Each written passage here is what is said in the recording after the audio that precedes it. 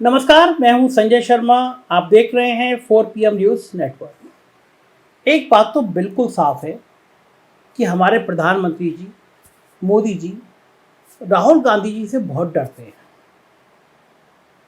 मतलब बिल्कुल खौफ खाते हैं। वो राहुल गांधी से तय है ये। मैं ऐसा क्यों कह रहा हूं ये अभी आपको इस वीडियो में बताऊंगा, जिसके बाद आप भी मेरी इस बात से पूरी तरह से सहमत होंगे। दरअसल पिछले कुछ वक्त में भाजपा और मोदी सरकार के सामने अगर कोई चुनौती बनकर खड़ा है तो वो है राहुल गांधी। यही वजह है कि साहिब और सरकार लगातार राहुल गांधी को घेरने का प्रयास कर रहे हैं, कोशिशें कर रहे हैं। और इसी उद्देश्य से राहुल गांधी को मानहानि केस में अब तक की सबसे अधिक 2 साल की सजा सुनाई गई और उन्हें लोकसभा से भी डिस्क्वालीफाई कर दिया गया। हालांकि इसके विरुद्ध राहुल गांधी ने पहले सूरत सेशन कोर्ट में अपील की और वहां से राहत न मिलने पर अब उन्होंने गुजरात हाई कोर्ट में पुनर्विचार याचिका दायर की है। इस याचिका पर फैसला आना भी बाकी है, लेकिन इससे पहले ही साहेब ने राहुल को घेरने के लिए सारे नियम कायदे संविधान सबको ताक पर रखकर अपना अगला दांव चल दिया।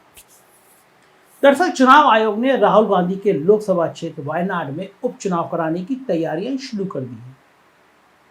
राहुल गांधी केरल की वायनाड लोकसभा सीट से सांसद थे, जो राहुल गांधी की सदस्यता जाने के बाद से खाली हुई। मिली जानकारी के मुताबिक कोझिकोड जिले के डिप्टी कलेक्टर द्वारा जिला निर्वाचन अधिकारी की हैसियत से 5 जून को मान्यता प्राप्त राजनीतिक दलों को भेजे गए एक पत्र में कहा गया था कि इलेक्ट्रॉनिक वोटिंग मशीन (ईवीएम) और voter verifiable paper audit trail (VVPAT) प्रणालियों के सत्यापन के बाद mock poll Wayanad Lok Sabha seat पर उपचुनाव से पहले 7 जून को कराया जाएगा। सभी दलों को सूचित किया गया था कि ईवीएम और वीवीपीएटी प्रणाली का मॉक पोल और सत्यापन कोझिकोड सिविल स्टेशन गोदाम में आयोजित किया जाएगा। स्वास्थ्य केंद्र गोदाम है, उसमें आयोजित किया जाएगा। लेकिन चुनाव आयोग का ये कदम अब सवालों के घेरे में है और साहेब व उनकी सरकार की एक सोची समझी साजिश का हिस्सा है, क्योंकि जब तक गुजरात हाईकोर्ट राहुल गांधी की याचिका पर अपना कोई फैसला नहीं सुना देती, तब तक चुनाव आयोग वायनाड में उपचुनाव कराने की प्रक्रिया कैसे शुरू कर सकते हैं। आखिर चुनाव आयोग को यह कैसे पता चलेगा कि गुजरात हाईकोर्ट से राहुल गांधी को राहत मिलेगी या नहीं मिलेगी, पुनर्विचार याचिका में क्या होगा और उन्हें दोषी करार दे दिया जाएगा, ये कैसे लग रहा है। उत्तर प्रदेश में हुआ था आजम खां के मामले में कि जिस कानून के तहत उनको सजा हुई थी, अयोग्य घोषित हुए थे, चुनाव हो गया, विधायक चुन गया और बाद में उनको उससे दोष मुक्त कर दिया गया। अब बड़ी संवैधानिक स्थिति विषम है। ऐसे ही कुछ यहाँ नजर आ रहा है। चुनाव आयोग एक राज्य के हाईकोर्ट के फैसले को कैसे पहले ही जान सकता है, ये बड़ा सवाल है। और अगर उन्हें फैसला नहीं पता तो कम से कम फैसला आने का इंतजार तो करना चाहिए। पुनर्विचार याचिका दायर है। चुनाव आयोग की इस प्रक्रिया पर कांग्रेस ने भी हमला बोलते हुए इसे रहस्यमय होने का आरोप लगाया है।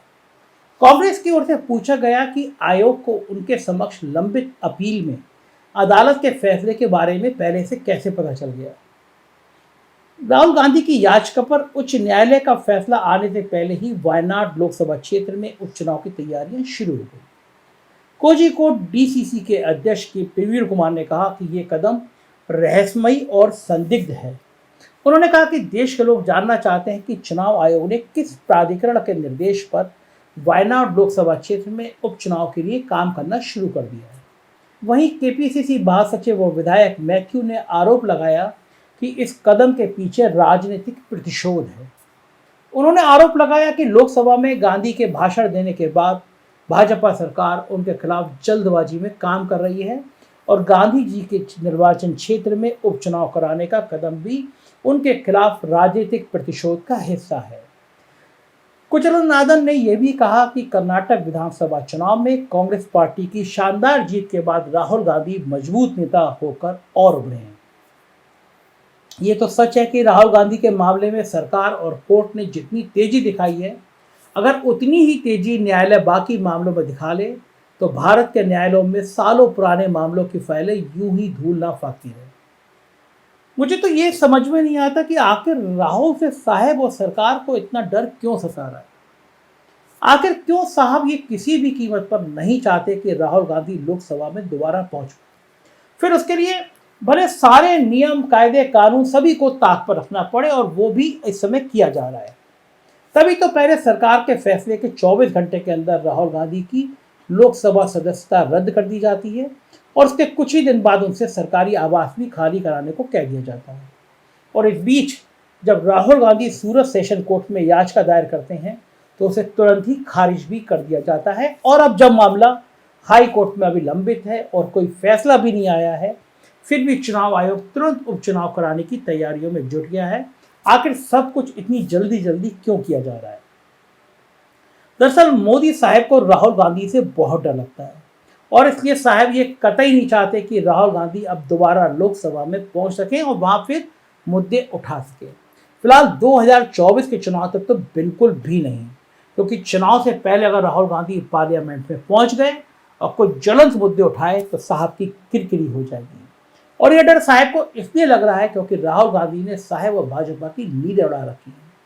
पहले भारत जोड़ो यात्रा के दौरान राहुल गांधी ने साहब और सरकार को आईना दिखाया। उसके बाद लंदन यात्रा में राहुल ने साहब का सच दुनिया के सामने ला दिया, और फिर जब संसद में बोलने की नौबत आई तो उनकी लोकसभा सदस्यता रद्द करा दी। ऐसे में साहब को उम्मीद थी कि लोकसभा सदस्यता जाने के बाद शायद राहुल गांधी के तेवर कुछ ढीले पड़ेंगे और उन्हें कुछ राहत मिलेगी, लेकिन ऐसा हुआ नहीं। लोकसभा सदस्यता जाने के बाद राहुल गांधी के तेवर और भी कड़े हो गए। उन्होंने खुद भी कहा कि मुझे सच को सामने लाने के लिए और अपनी बात कहने के लिए किसी सदन की आवश्यकता नहीं है। मैं जहां रहूंगा वहीं से अपनी बात कहता रहूंगा और सरकार से सवाल करता रहूंगा। और राहुल ने यही किया भी। अपनी लोकसभा सदस्यता जाने के बाद राहुल गांधी ने प्रेस कॉन्फ्रेंस करके सरकार और साहब पर निशाना साधा और उनसे सवाल किए। कर्नाटक चुनाव के दौरान भी राहुल ने साहब व सरकार से सवाल किए। इस बीच राहुल गांधी ने कर्नाटक में अपनी पार्टी को जीत भी दिलाई। सदस्यता जाने के बाद भी राहुल का रवैया नहीं बदला। वो लोगों के बीच में जाते रहे, उनसे मिलते रहे, और आम आदमी, डिलीवरी बॉय, ट्रक ड्राइवर, महिलाओं और छात्रों के बीच में जाकर उनकी समस्याओं को सुनते रहे और हमेशा सरकार पर सवाल भी उठाते रहे। इस दौरान राहुल गांधी ने अपनी अमेरिका यात्रा में भी साहब और सरकार से जमकर सवाल किए और उन पर निशाना साधा।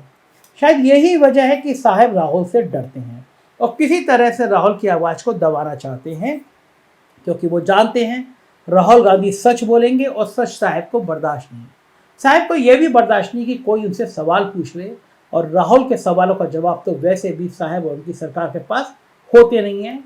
इसलिए वो राहुल गांधी के पीछे पड़े हैं और ये इनके प्रकरण बस राहुल गांधी को लोकसभा से दूर रखना चाहते हैं। दरअसल अगर राहुल गांधी को गुजरात हाईकोर्ट से भी राहत नहीं मिलती है तो उन्हें 2 साल की सजा हो जाएगी, और राहुल उस 2 साल की सजा और उसके बाद अगले 6 साल तक कोई भी चुनाव नहीं लड़ सकेंगे। यानी अगले 8 साल तक राहुल किसी भी तरह के चुनाव में दावेदारी नहीं कर पाएंगे, और इस दौरान 2024 का लोकसभा चुनाव भी निकल जाएगा।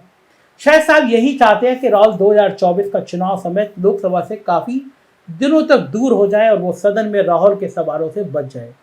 लेकिन शायद साहब ये भूल गए हैं कि सच को कभी भी दबाया नहीं जा सकता, ना उसे बदला जा सकता है। इसलिए राहुल गांधी भले चुनाव लड़े या ना लड़े, वो लोकसभा में पहुंचे या ना पहुंचे, लेकिन वो सरकार से सवाल करते रहेंगे और सच को उठाते रहेंगे, ऐसा सब कांग्रेसी कहते हैं।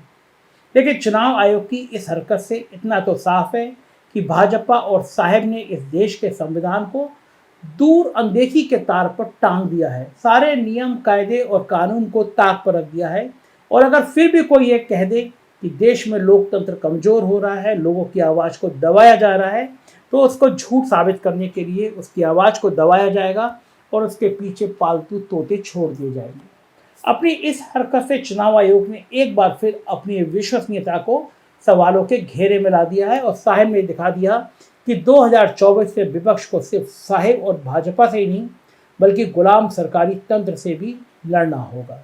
फिलहाल अब देखना यह है उपचुनाव कराने की इस साजिशी कदम में आगे क्या होता है। वैसे वहाँ ये बताना भी जरूरी है कि भारत का ही एक राज्य है जम्मू कश्मीर, जहाँ पिछले लगभग 5 सालों से कोई सरकार नहीं है, क्योंकि केंद्र सरकार वहाँ पर चुनाव नहीं करा रही। लेकिन वायनाड में मामला न्यायालय में लंबित होने के बावजूद भी उपचुनाव की प्रक्रिया काफ़ी तेज़ी से आगे बढ़ाई जा रही है। ये हाल है दुनिया के सबसे बड़े लोकतांत्रिक देश का। हम सवाल उठाते रहेंगे, सवाल पूछते रहेंगे। हमें पत्रकारिता में सिखाया गया था कि सवाल विपक्ष से नहीं सत्ता से किया जाता है, और हम उन पत्रकारों में से भी नहीं हैं तो सवाल सत्ता से पूछने में डरें। मुझको यकीन है कि 4PM न्यूज़ नेटवर्क आपको पसंद आता होगा।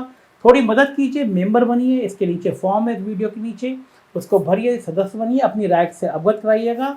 कुछ राज्यों के चैनल हमने शुरू किए हैं, 4PM UP, 4PM Bihar, 4PM Gujarat, 4PM Karnataka, और अब 4PM महाराष्ट्र भी शुरू हो गया। इसे सब्सक्राइब करिएगा।